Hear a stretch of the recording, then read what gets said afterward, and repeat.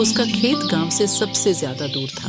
इस कारण से उसे सबसे जल्दी अपने खेत के लिए जाना पड़ता था।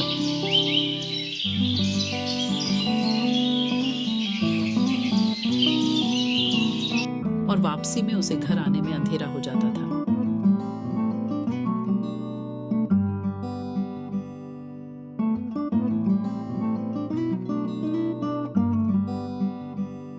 मेरा खेत भी कितना दूर है।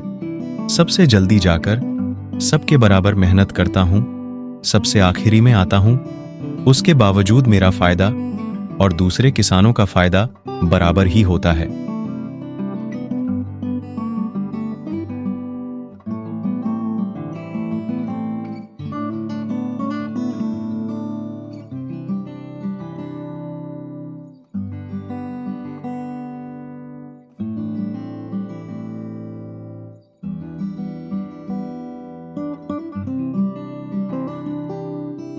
अरे सुंदर, कल तुम जमींदार जी के यहाँ शादी में नहीं आए थे। अरे कैसे आता? तुम्हें तो पता है मुझे घर आने में अंधेरा हो जाता है, और जब तक मैं घर पहुंचा सारे गांव वाले शादी में जा चुके थे। फिर अकेले मेरी आने की इच्छा नहीं हुई। तो जिस दिन तुझे कहीं ऐसा जाना हो उस दिन थोड़ा जल्दी निकल जाया कर। मेरे खेत से तेरे खेत तक जाने में लगभग 1 घंटा और लगता है।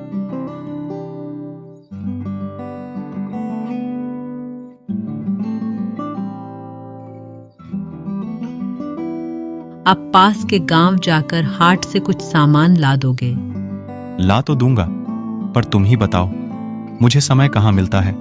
सुबह जल्दी जाता हूँ और आने में लगभग रात हो जाती है, तो फिर मैं पास के गांव कब जाऊंगा? पर ऐसे तो आप सभी कामों से बच जाते हैं। हमेशा ऐसा नहीं चल सकता। अगर अपने ही गांव से कुछ लाना होता तो मैं आपसे बोलती ही नहीं। तुम सही कह रही हो, पास के गांव तो मुझे ही जाना पड़ेगा। वही तो कह रही हूँ, आप मुझसे सामान की लिस्ट ले लो। ठीक है, तो ऐसा करते हैं। 2-3 दिन के बाद मैं जल्दी आऊंगा, तब मैं सामान ला दूंगा। देखना, इस बार याद रखना कि आपने 2-3 दिन के अंदर का कहा है। हाँ हाँ, मैं याद रखूंगा कि मुझे जल्दी घर आना है।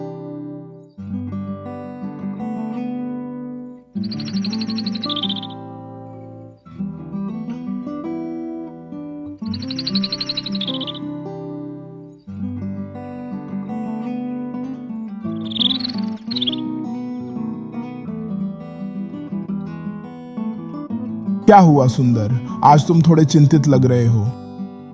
हाँ मोहन, चिंता में तो हूं। मुझे रमा कह रही थी कि उसे घर के लिए कुछ सामान पास के गांव से बुलवाना है। तो इसमें चिंता की क्या बात है, जाकर ले आओ। चिंता की यह बात है कि मुझे समय कहाँ मिलता है। मैं कब पास के गांव जाऊंगा? अरे यह बहाना तुम रोज नहीं बना सकते। ऐसा कौन सा काम है जो किसी एक दिन नहीं करोगे तो अगले दिन करने से कुछ नुकसान हो जाएगा। बात तो तुम्हारी भी सही है, परंतु मैं किस दिन जाऊं, मुझे वह समझ नहीं आ रहा है। एक काम करते हैं, मैं भी तेरे साथ चलता हूँ। हम लोग कल ही चलते हैं। ठीक है, तो कल मैं सुबह खेत जाकर 2-3 घंटे के बाद ही तेरे खेत पर आ जाऊंगा, और हम फिर सीधे यहीं से राशन लेने चलेंगे।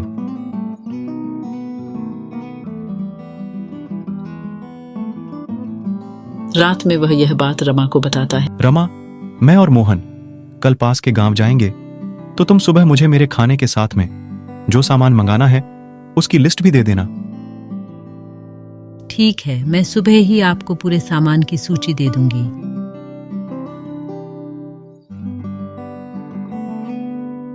जल्दी जल्दी खेत पर चलता हूं ताकि कुछ काम भी कर सकूं।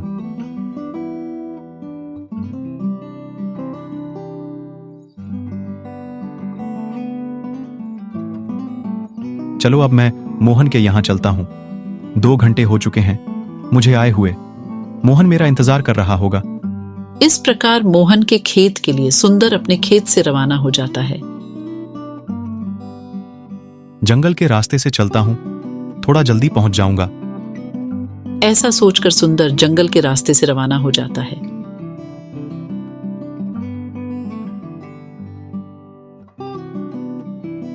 अच्छा हुआ जंगल के रास्ते से आने से मुझे धूप से भी बचाव हो गया। इन बड़े बड़े पेड़ों के साथ चलता हूं, जिससे उनकी छाया में मुझे धूप बिल्कुल भी नहीं लगेगी। ऐसा सोचकर सुंदर पेड़ों के साथ चलने लगता है। अचानक से सुंदर को तेज धूप लगती है। अरे यह क्या हुआ? इतनी तेज धूप ऐसा कैसे हुआ? जब सभी पेड़ छांव दे रहे हैं तो इस पेड़ की छांव क्यों नहीं है? मुझे तो कुछ गड़बड़ लगती है। जल्दी से यहां से चलता हूं। रुक जाओ मनुष्य, मैं बरसों से इस समय का इंतजार कर रहा था जब कोई मनुष्य मेरे पास से निकले और इस बात को समझे कि मेरी छांव नहीं बनती है। अरे वाह! ये जो तुम्हारे सामने पेड़ है, ये वहीं से आ रही है। डरो मत, मैं तुम्हें कोई हानि नहीं पहुंचाऊंगा, बल्कि अगर तुम मेरी समस्या का समाधान कर देते हो तो तुम्हें बहुत सा धन मिलेगा। मैं इकलौता ऐसा पेड़ हूं इस जंगल में जो बोल सकता है। अरे वाह! तुम तो सचमुच जादू के पेड़ लगते हो, क्योंकि पेड़ तो बोलते नहीं हैं। तो तुम कैसे बोलते हो? यह एक लंबी कहानी है। मैं तुम्हें तब बताऊंगा जब तुम मुझे मेरी छांव वापस दिला दोगे, और साथ में तुम्हें इतना धन भी दूंगा कि तुम्हें जीवन भर कुछ नहीं करना होगा। ठीक है, मैं आप पर भरोसा करता हूं। बताइए मुझे क्या करना होगा? तुम्हें मेरे सबसे ऊपर की डाली पर चढ़ना होगा और वहां पर एक अलग प्रकार का फल लगा है। तुम्हें उसे फल को तोड़ कर लाना है। इसके बाद का मैं बाद में बताऊंगा। जो सामने पेड़ है, उस पेड़ में एक छेद है, उसमें यह फल डालना होगा। तो इससे क्या होगा? ऐसा करने से वह पेड़ उस फल को पाताल में भेज देगा, और जैसे ही वह फल पाताल में जाएगा वैसे ही मेरी छांव वापस लौट आएगी। ऐसा कैसे होगा? सामने वाले पेड़ का छेद पाताल में जाने का रास्ता है, और उसमें से जैसे ही तुम्हें फल डालोगे वैसे ही जो अंदर मशीन लगी है जिसने मेरी परछाई को पकड़ के रखा है, वह टूट जाएगी और मुझे मेरी छांव वापस मिल जाएगी। तो ऐसा करने से मुझे धन कैसे मिलेगा? आप मुझे धन कैसे दोगे? जब मेरी छांव मुझे वापस मिल जाएगी तब मैं तुम्हें पाताल में जाने का रास्ता बता दूंगा, जहां पर जाकर तुम उस मशीन के टुकड़े जो कि सोने के हैं ले आना और उन्हें बेचकर जितना धन चाहे ले लेना। अब तो मेरी उत्सुकता बहुत बढ़ गई है। आप मुझे विस्तार से बताइए कि ऐसा कैसे हुआ कि आपकी छांव एक सोने की मशीन ने ले ली। एक वैज्ञानिक ने एक मशीन बनाई थी जिसमें वह धूप से बनने वाला खाना बनाना चाहता था। अगर मनुष्य उस मशीन पर खड़ा हो जाए और कुछ देर धूप ले ले तो उसे खाने की जरूरत ही नहीं रहती। जब उसने हमारे जंगल में आकर यह एक्सपेरिमेंट किया, हम सभी पेड़ों को यह चिंता हुई कि अगर मनुष्य ने खाना ही बंद कर दिया तो निश्चित तौर पर हमें लकड़ी के लिए काट डालेगा और हम सब नष्ट हो जाएंगे। तो हमने उस वैज्ञानिक को परेशान करने की सोची, और हम इतनी जोर से हिलते थे कि उसकी मशीन तक धूप नहीं जाए।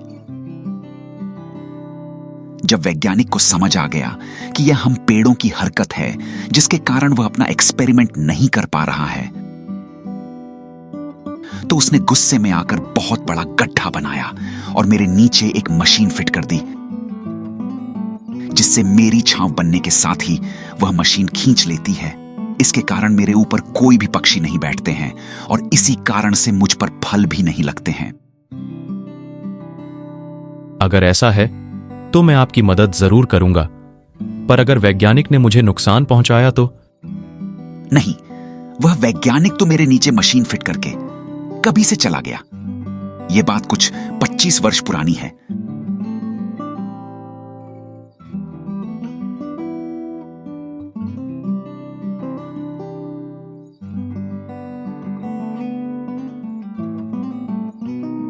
बस फिर क्या था, सुंदर पेड़ का बताया हुआ काम कर देता है। पेड़ भी उसे पाताल में जाने का रास्ता बता देता है।